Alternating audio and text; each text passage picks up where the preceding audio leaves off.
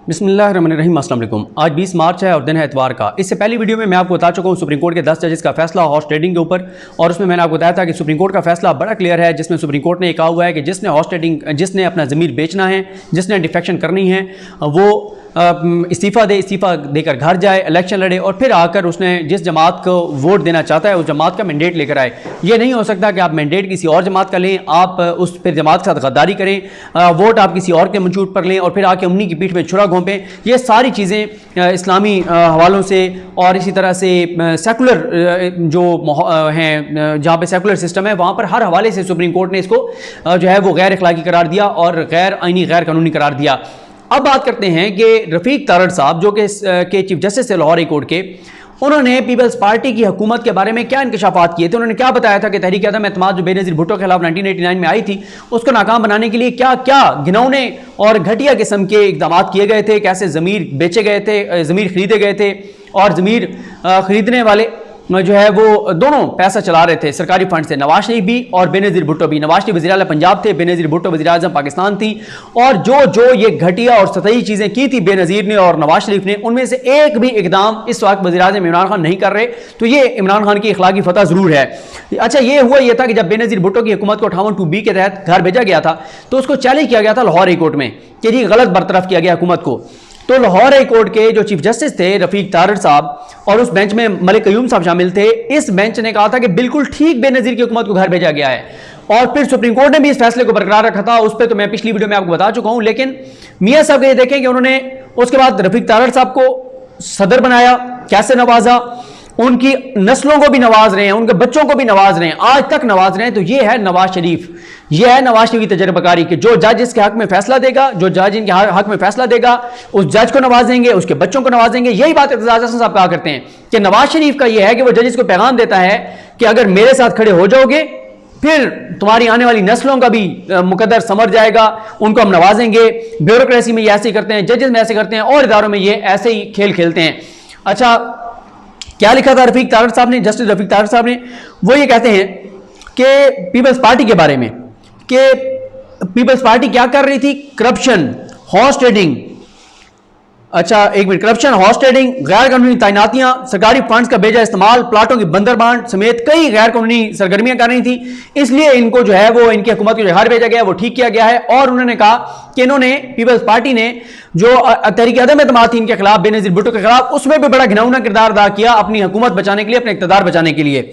इन्होंने इस दौर में, अपने दौर में पीपल्स पार्टी क्या करती रही? नंबर 1, प्लाटों की बंदरबांट। वो कहते हैं कि हमारी तवज्जो इन दस्तावेजात की जानिब दिलाई गई जिनमें पीपल्स पार्टी हुकूमत की जानिब से इस्लामाबाद में 230 प्लाट अलाट किए गए थे। ये प्लाट MNAs और उनके रिश्तेदारों को अलाट किए गए थे। जमीन खरीदने के लिए 230 प्लाट बेनज़ीर भुट्टो की हुकूमत ने इस्लामाबाद में तकसीम किए थे। इमरान खान ने कोई एक प्लाट भी दिया? नहीं दिया। नंबर 2, कर्जों की बारिश। रफ़ीक तारड़ कहते हैं कि पीपल्स पार्टी हुकूमत के दौरान कवानीन के बरखिलाफ मुख्तलिफ अफराद को कर्जों से नवाजने का मामला भी उठाया गया था। वो ये कहते हैं कि हमारी तवज्जो उन दस्तावेजात की जानिब दिलाई गई जिनमें पीपल्स पार्टी की हुकूमत की जानिब से मुख्तलिफ लोगों को करोड़ों के कर्ज दिलवाए गए थे।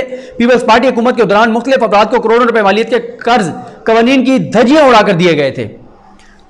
प्लाट बांटे, कर्जे दिलवाए, फोन टेपिंग। वो कहते हैं कि पीपल्स पार्टी की हुकूमत के दौरान चेयरमैन सेनेट और स्पीकर कौमी असम्बली समेत कई आला शख्सियात के फोन टेप किए गए, और यहां तक कि काबीना अरकान के फोन टेप किए गए।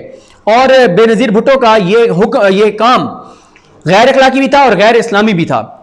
उसके बाद जनाब उन्होंने कहा कि बेनज़ीर भुट्टो के खिलाफ ये जो आई थी ना तहरीक अदम एतमाद, ये बिल्कुल ठीक आई थी, लेकिन बेनज़ीर ने जो है वो हॉर्स ट्रेडिंग करके अपने खिलाफ तहरीक अदम एतमाद जो है वो नाकाम बनाई थी। आज इमरान खान इक़्तिदार में है, वो बेनज़ीर भुट्टो की तरह इस अदम एतमाद को नाकाम बना सकते हैं, प्लाट तकसीम करके, करोड़ों रुपए जारी करके, तरक्याती जो फंड्स हैं वो देकर, और बहुत सारी ऐसी चीजें करके। लेकिन कुछ ये इशारे जरूर मिले थे, लेकिन अभी तक एक भी ऐसा अमली सबूत नहीं आया कि किसी अपोजिशन के बंदे को जो है वो तरक्याती फंड्स देकर और अपने साथ जो है वो मिलाया गया हो। लेकिन ना तो प्लाट बांटे गए हैं, ना कर्जे दिए गए हैं, ऐसी कोई चीज नहीं, इस तरह की और कुछ चीज सामने आई है। वो ये कहते हैं कि पीपल्स पार्टी की हुकूमत के दौरान वफाक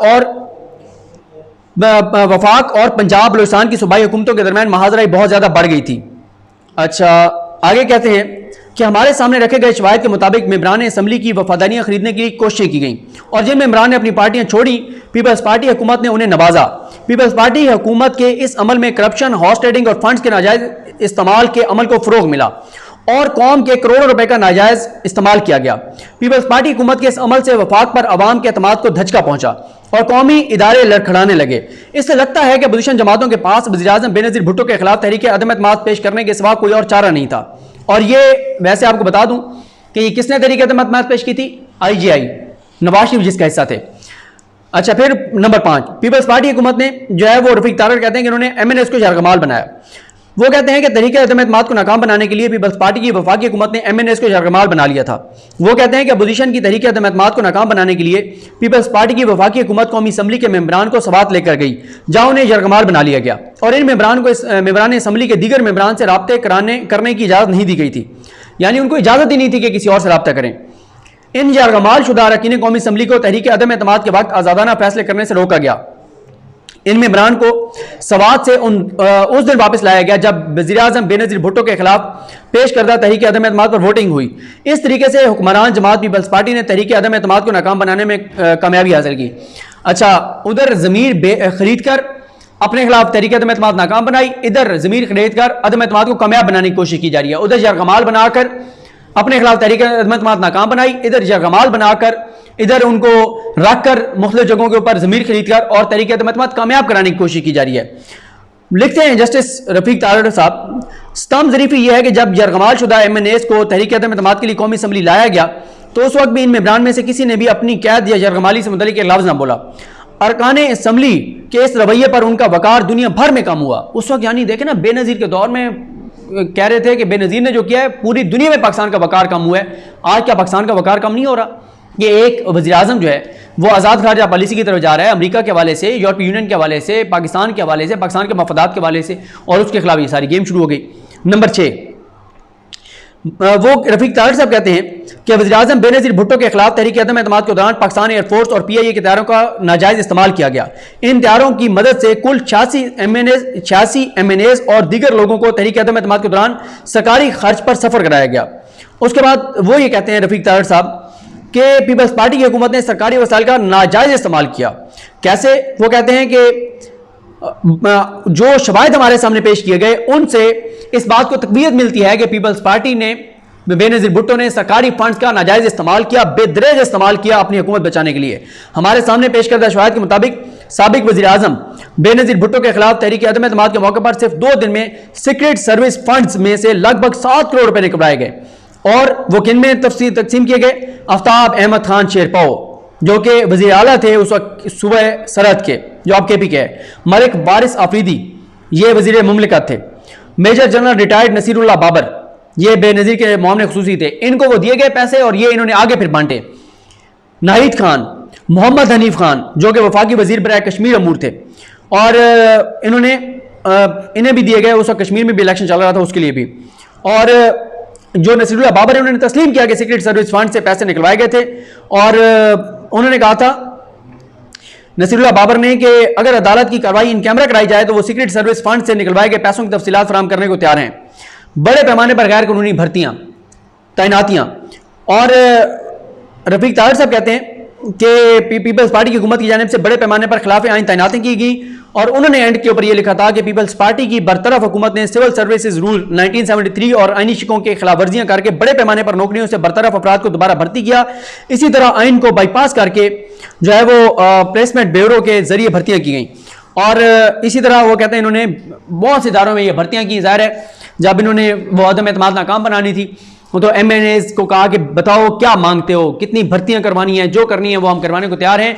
तो ये वो हथकंडे थे जो पीपल्स पार्टी ने इस्तेमाल किए थे अपनी हुकूमत बचाने के लिए। अब यही हथकंडे अदम एतमाद कामयाब बनाने के लिए सिंध हुकूमत की तरफ से किए जा रहे हैं और साथ ही पैसा चल रहा है, जमीर खरीदे जा रहे हैं, हॉर्स ट्रेडिंग की जा रही है। और लेकिन बेनज़ीर भुट्टो ने, पीपल्स पार्टी ने जो घिनौना किरदार अदा किया था तहरीक अदम एतमाद अपने खिलाफ नाकाम बनाने के लिए, इनमें से एक चीज भी इमरान खान नहीं कर रहे। उनके पास भी सारे वसाइल हैं, उनके पास भी खजाने हैं, उनके पास भी ये सब कुछ है, लेकिन वो ऐसा नहीं कर रहे। और मेरा ख्याल है ये वो बहुत अच्छा कर रहे हैं। ये उनकी एक इखलाकी फतह है कि वो ये कह सकते हैं कल को कि मैंने अपने इक़्तिदार अगर मेरा जाता था, चला गया है, छोड़ दिया, लेकिन मैंने कम से कम इस तरह नहीं किया कि सीक्रेट फंड्स में से किसी और मद से करोड़ों रुपए अरबों रुपए निकाल के और मैं बांटूं और मैं अपने इक़्तिदार को बचा लूं। ये कम से कम इमरान खान की अखलाकी फतह ज़रूर होगी, वरना तारीख में लिखा जाता है, जैसे ये लिखा गया है कि तहरीक अदम एतमाद को नाकाम बनाने के लिए बेनज़ीर भुट्टो ने क्या किया था, उनकी हुकूमत के दौरान क्या गलत इकदाम हो रहे थे। और ये लिखने वाले कोई और नहीं, रफ़ीक तारड़ साहब हैं, जिनके पोते अता तारड़ यूसुफ रज़ा गिलानी की जीत पर यूं यूं इशारे कर रहे थे जब यूसुफ रज़ा गिलानी सेनेटर बने थे हफीज़ शेख से जीत कर। और आजकल जो हैंडलर हैं इस सारे प्लान के, उनमें अता तारड़ साहब भी शामिल हैं। तो ये जनाब सूरत हाल है। लेकिन एक चीज़ मैंने किस्मत खान ज़िमरी ने ये स्टोरी बनाई है, मैंने किस्मत खान को कहा कि ज़रा ये भी बनाओ कि जिस जिस मौके पर जो जो जज शरीफ खानदान के लिए इस्तेमाल हुआ, फिर उसके बाद उसको कैसे कैसे नवाजा गया। तो ये तफसीलात हैं, मुझे अपनी दुआ में याद रखें। अल्लाह करीम हम सब का हामी नासरो। अल्लाह हाफ़िज़।